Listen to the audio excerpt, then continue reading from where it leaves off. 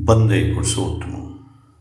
श्री श्री ठाकुर जी के भक्त हैं डॉक्टर स्वदेश रंजन दास, जिन्होंने अपने जीवन की एक घटना का विवरण प्रस्तुत किया है कि कैसे ठाकुर जी उनके जान की रक्षा किए।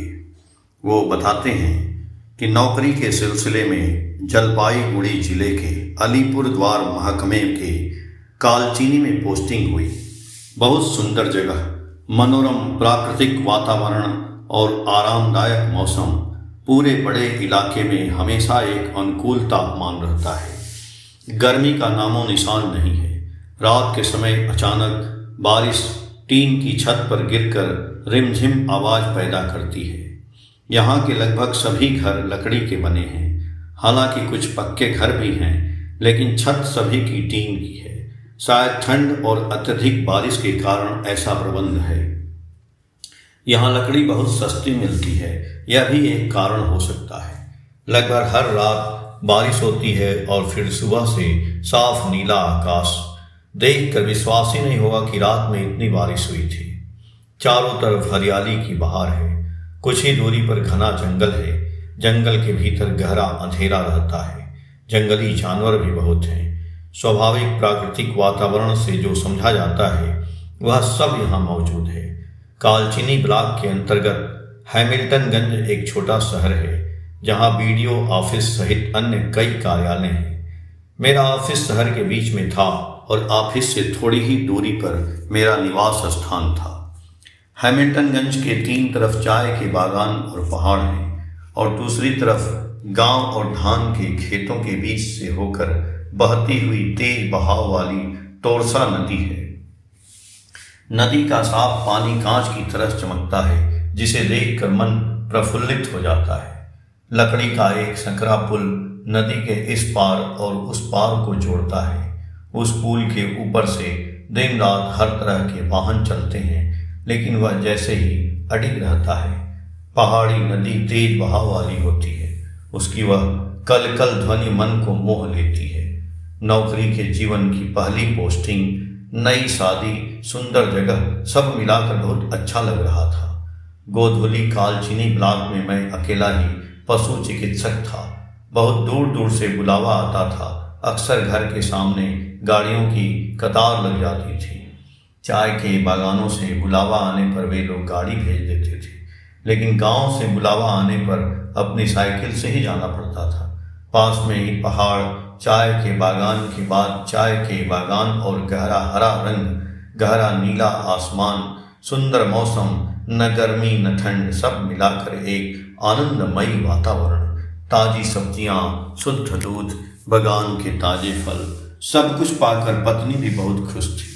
सच कहूँ तो आज भी उस जगह पर पोस्टिंग लेने के लिए अर्जी करते हैं, प्रार्थना करते थे। सामने ही मधु फॉरेस्ट था, घना जंगल, अंधेरा रास्ता। गाड़ी की हेडलाइट जलाकर पार होना पड़ता था। बीच बीच में हाथी रास्ता रोक देते थे और कई बार बस रोक कर डकैती भी होती थी। शाम के बाद आमतौर पर कोई गाड़ी मधु फॉरेस्ट से होकर नहीं जाती थी। उस इलाके में हाथियों द्वारा रास्ता रोकना जितनी आम बात थी, वैसे ही बस रोक कर डकैती होना भी अक्सर सुनने को मिलता था। हाथियों के अलावा तेंदुए तो जब तब दिखाई दे ही जाते थे। यहाँ के लोग बहुत अच्छे हैं। नेपाली लोग तो बहुत ही सीधे और सरल होते हैं। मलेशिया नाम की एक आदिवासी जनजाति भी यहाँ रहती है। वे भी बहुत सीधे और सरल हैं। चालाक लोग ब्याज के ऊपर ब्याज वसूल कर इनका शोषण करते हैं। हैमिल्टनगंज की मिट्टी भी बहुत उपजाऊ है। मेरी पत्नी को बागवानी का बहुत शौक है। घर की थोड़ी सी जगह में ही थोड़ी सी देखभाल के कई तरह के फूल खिलते थे, सब्जियां होती थी। पड़ोसियों सहित कई लोगों का हमारे घर रोज आना जाना लगा रहता था। इलाज के सिलसिले में किसी के घर जाने पर वे फीस के साथ चाय पत्ती, हरी सब्जियां, दूध आदि दे देते थे। यह वहाँ का रिवाज था। इस अनजाने प्रदेश में लोगों के साथ ऐसा रिश्ता बन गया था कि हमें कभी अकेलापन महसूस नहीं हुआ, बल्कि दिन बहुत ही आनंद से कटते थे। यहाँ लकड़ी बहुत आसानी से मिल जाती थी। गृहस्थ लोग बहुत कम दाम में अपनी ज़रूरत की लकड़ी खरीद पाते हैं। लकड़ी के अलावा बेंत से बने फर्नीचर भी बहुत कम कीमत में मिल जाते हैं। पत्नी ने शुरू में ही रोजमर्रा के इस्तेमाल के लिए बेंत की कुछ मेजें खरीद ली थी। स्थानीय गुरु भाइयों के साथ भी एक आत्मीय रिश्ता बन गया था। छोटा सा शहर चारों तरफ से हरियाली से ढका हुआ था। घरेलू बगीचे में जहाँ ढेर सारे फूल दिखते थे, वहीं कई तरह के जंगली फूल भी बहुत देखने को मिलते थे। जैसा कि मैंने पहले ही बताया, हमेशा सुंदर ठंडा ठंडा मौसम रहता था। खाना पीना और घूमना फिरना हमारे दिन बड़े मजे में कट रहे थे। पास ही में फुंट सोलिंग भूटान के अंतर्गत था। हम वहाँ घूमने जाते थे। पत्नी भी मेरे साथ घूमने के लिए कई बार गई थी। भूटानी लोगों का व्यवहार बहुत अच्छा, सहज और सरल है। कालचीनी, चुयापाड़ा, राजा भात खावा आदि पूरे इलाके में मैं डॉक्टरी करने जाता था। राजा भात खावा फॉरेस्ट और जल्दापाड़ा अभ्यारण्य सेंचुरी दोनों ही जगहों पर मैं घूमने गया हूँ। यहाँ के घने जंगल और वन्य जीवों को देखकर मन तृप्त हो गया। ऑफिस घर के पास ही था। हैमिल्टनगंज छोटा शहर जरूर था, लेकिन ज़रूरत की हर चीज़ मिल जाती थी। मैं जब तक वहाँ रहा, हर एक इंसान से मुझे इतनी मदद मिली कि आज भी मेरा सिर कृतज्ञता से झुक जाता है। नया संसार बसाने के लिए जो भी चीज़ चाहिए थी, वह सब मुझे लोगों से ही मिली। वैसे भी नेपाली लोग बहुत सीधे, सरल और मेहनती होते हैं। मैं अपनी क्षमता के अनुसार लोगों की भलाई करने की कोशिश करता था और वह आदत मेरी आज भी बनी हुई है। नाम कमा कर जाने के बजाय मैं काम करके जाना पसंद करता था। ठाकुर श्री रामकृष्ण गुरुदेव की विचारधारा को दूसरों के बीच फैलाने की कोशिश करता था। ठाकुर की कृपा से दिन बड़े आनंद में बीत रहे थे।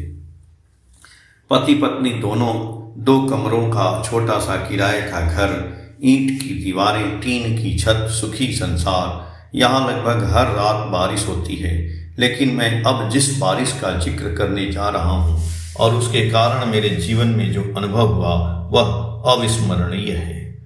सन 1943 साल के जून महीने के मध्य का समय था। वर्षा ऋतु की बारिश शुरू हो चुकी थी, लेकिन अचानक एक दिन मूसलाधार बारिश शुरू हुई। लगातार 3 दिन तक इन जगहों पर, सड़कों पर पानी जमा होते किसी ने कभी नहीं देखा था। लेकिन वे सब सड़कें जलमग्न हो गईं। खाल, झील, तालाब सब पानी से भर गए।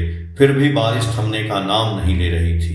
बादलों की गर्जना और बिजली की कड़क सचमुच दिल में डर पैदा कर रही थी। तीसरे दिन एक पल के लिए भी बारिश नहीं रुकी। पिछले 2 दिनों की तुलना में इसकी तीव्रता और भी ज़्यादा थी। शाम के बाद जिस तरह से गरज चमक के साथ बारिश होने लगी, वह अकल्पनीय थी। मैंने देखा कि घर के सामने की सड़क पूरी तरह से डूब गई है और हमारा घर चारों तरफ पानी से घिरकर एक द्वीप जैसा बन गया है। देखते ही देखते घर के भीतर भी पानी घुसने लगा। रात जितनी बढ़ रही थी, बारिश की तीव्रता भी उतनी ही तेज हो रही थी और धीरे धीरे घर के अंदर ही नदी की तरह पानी का प्रवाह बहने लगा।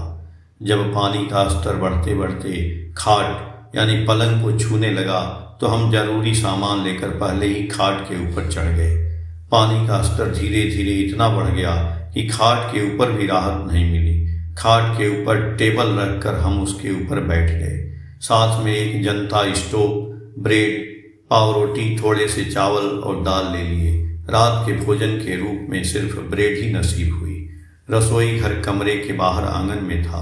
रसोई घर में पानी भर जाने के कारण पत्नी पूरे दिन कुछ खास खाना नहीं बना पाई। इधर दिन भर लगातार बारिश होती रही। कभी भी बाहर निकलना असंभव था। एक टुकड़ा ब्रेड खाकर मैं भूख के मारे छटपटा रहा था। उससे भी ज़्यादा मैं घर के भीतर पानी के भराव और बाहर लगातार कड़कती बिजली के साथ हो रही भीषण बारिश को देखकर घबरा गया था। उस समय मेरी पत्नी का एडवांस प्रेगनेंसी, गर्भावस्था का अंतिम चरण का समय था। इस स्थिति में क्या करूं, कुछ समझ न आने के कारण मैं गहरी चिंता में पड़ गया। मुझे सचमुच रोना आ रहा था। अपने प्राणों की चिंता भले ही न हो, लेकिन मेरी पूरी निर्भरता एक गर्भवती पत्नी पर थी। उसके बारे में सोचकर मुझे सबसे ज़्यादा कष्ट हो रहा था। मेरी यह हालत देखकर मेरी साहसी पत्नी कहने लगी, अगर तुम इस तरह टूट जाओगे तो मैं किसके सहारे जीऊंगी। रात के तब 12 बज रहे थे। बारिश थमने का नाम नहीं ले रहा था। कल कल करते हुए पानी घर के अंदर घुसता जा रहा था। पत्नी साहसी थी। उसने मुझसे कहा, चिंता मत करो, ठाकुर सब ठीक करेंगे और हमारी रक्षा करेंगे। ठाकुर से दीक्षा लेने के बाद से मैं एक चीज का बहुत ही एकाग्रता के साथ अभ्यास करने की कोशिश कर रहा था। वह था हमेशा उनका नाम स्मरण करना। मैं बस नाम जपता रहता था और ही मन सोच रहा था कि इस विपत्ति में कौन रक्षा करेगा। यहाँ के घरों की नींव उतनी मजबूत नहीं होती। डर लग रहा था कि कहीं पूरा घर ही भरभरा कर गिर न जाए। रात जितनी बढ़ रही थी, पानी का बहाव भी उतना ही तेज हो रहा था। घर के भीतर ही पानी का तेज स्रोत बह रहा था। रात के 2:30 बजे के करीब बारिश में थोड़ी राहत मिली। घर के भीतर के पानी का स्तर धीरे धीरे नीचे उतरने लगा। थोड़ी राहत की सांस लेकर क्लांत शरीर को समेटकर मैं खाट के एक कोने में थोड़ी देर के लिए सो गया। सुबह नींद खुली तो देखा कि मौसम में काफी बदलाव आ चुका था। धूप निकल आई थी, सड़कों से पानी उतर गया था, लेकिन चारों तरफ तबाही का मंजर था। सबके घरों में पानी घुस गया था। जरूरी सामान नष्ट हो गए थे, कुछ घर तो ढह भी गए थे। कितना भयानक दृश्य था। सुनने में आया कि 3-4 लोग मर भी गए थे।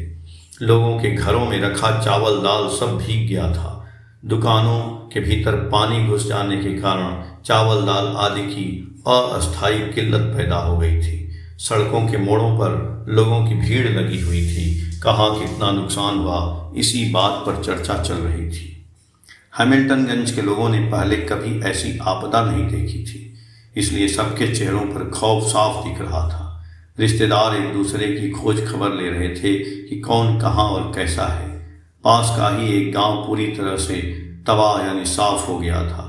वास्तव में वह गांव एक सूखी हुई नदी के ऊपर बसा हुआ था। लंबे समय तक उस नदी में पानी का प्रवाह न होने के कारण लोग धीरे धीरे उसके ऊपर घर बनाकर बेफिक्र होकर रहने लगे थे और धीरे धीरे एक पूरा गांव ही बस गया था। आज नदी ने फिर से अपना पुराना रास्ता वापस ले लिया था। अजीब बात थी, जहां इतने दिनों से एक गांव देख रहा था, वहां से अब पूरी एक नदी बह रही थी। उस नदी के ऊपर रेलवे का जो पुल था वह एक तरफ से टूट गया था। पुल के नीचे जो एक नाला था वह अब भरी हुई नदी बन चुका था। मैं एक अकल्पनीय घटना का गवाह बनकर रह गया। उस गांव के निवासी अपना थोड़ा बहुत बचा हुआ सामान गाय और बछड़ों को लेकर सड़क पर बैठकर रो रहे थे। महिलाओं के रोने की आवाजें भी सुनाई दे रही थीं और यह सब कुछ देखकर मन बहुत भारी हो गया।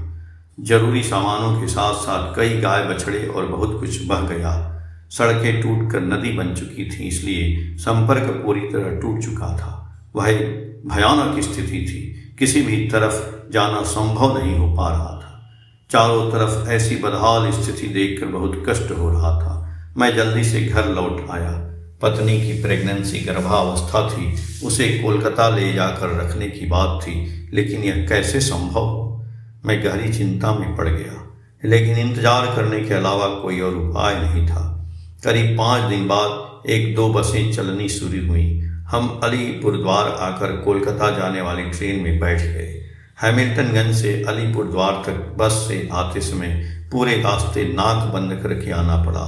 इसका कारण था कि गोदामों में रखे चावल दाल आदि सड़ चुके थे और उनसे ऐसी भयंकर दुर्गंध आ रही थी जिसकी कल्पना भी नहीं की जा सकती।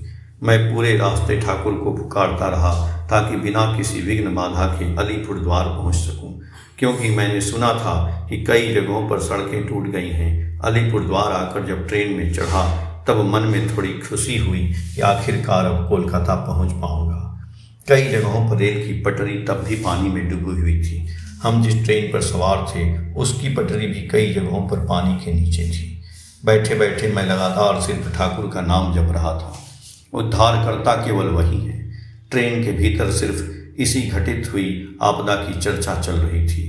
प्राकृतिक आपदा के बारे में पहले बहुत कुछ सुना था, समाचार पत्रों में भी बहुत पढ़ा था, लेकिन जो अपनी आंखों से देखा उसने अंतरात्मा को कपा दिया। इसीलिए उस आपदा का चित्र आज भी मेरे स्मृति पटल पर जीवंत है। ट्रेन ने समय कुछ ज़्यादा लिया, लेकिन आखिरकार हम कोलकाता पहुंच गए। ठाकुर की असीम कृपा थी, इसीलिए हम उस आपदा के प्रकोप से सुरक्षित बचकर लौट आए। परमपिता के चरणों में यही प्रार्थना करता हूँ, हे परम कृपालु, विपत्ति चाहे कितनी भी आए मैं तुम्हें कभी न भूलूं, क्योंकि विपत्ति के समय तुम ही एकमात्र सहारा हो। तुम्हारे श्री चरणों में कोटि कोटि प्रणाम निवेदित करता हूँ।